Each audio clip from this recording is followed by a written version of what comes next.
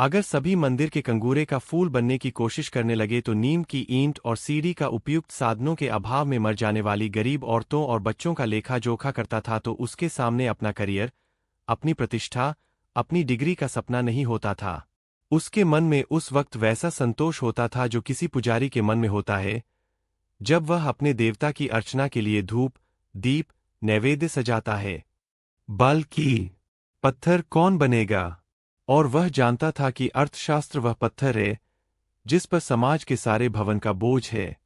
और उसने निश्चय किया था कि अपने देश अपने युग के आर्थिक पहलू को वह खूब अच्छी तरह से अपने ढंग से विश्लेषण करके देखेगा और उसे आशा थी कि वह एक दिन ऐसा समाधान खोज निकालेगा कि मानव की बहुत सो समस्याएं हल हो जाएंगी और आर्थिक और राजनीतिक क्षेत्र में अगर आदमी खूंखार जानवर बन गया है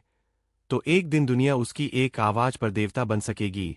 इसलिए जब वह बैठकर कानपुर की मिलों के मजदूरों के वेतन का चार्ट बनाता था, या चंदर थोड़ा भावुक था। एक बार तो जब चंदर ने अपने रिसर्च के सिलसिले में यह पढ़ा कि अंग्रेजों ने अपनी पूंजी लगाने और अपना व्यापार फैलाने के लिए किस तरह मुर्शिदाबाद से लेकर रोहतक तक हिंदुस्तान के गरीब से गरीब और अमीर से अमीर बाशिंदे को अमानुषिकता से लूटा, तब वह फूट फूट कर रो पड़ा था। लेकिन इसके बावजूद उसने राजनीति में कभी डूबकर हिस्सा नहीं लिया क्योंकि उसने देखा था कि उसके जो भी मित्र राजनीति में गए वे थोड़े दिन बाद बहुत प्रसिद्धि और प्रतिष्ठा पा गए मगर आदमियत खो बैठे। अपने अर्थशास्त्र के बावजूद वह यह समझता था कि आदमी की जिंदगी सिर्फ आर्थिक पहलू तक सीमित नहीं और वह यह भी समझता था कि जीवन को सुधारने के लिए सिर्फ आर्थिक ढांचा बदल देने भर की जरूरत नहीं है। उसके लिए आदमी का सुधार करना होगा,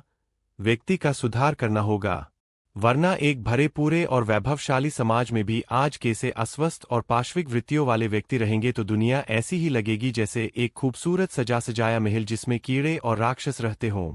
वह यह भी समझता था कि वह जिस तरह की दुनिया का सपना देखता, वह दुनिया आज किसी भी एक राजनीतिक क्रांति या किसी भी विशेष पार्टी की सहायता मात्र से नहीं बन सकती है।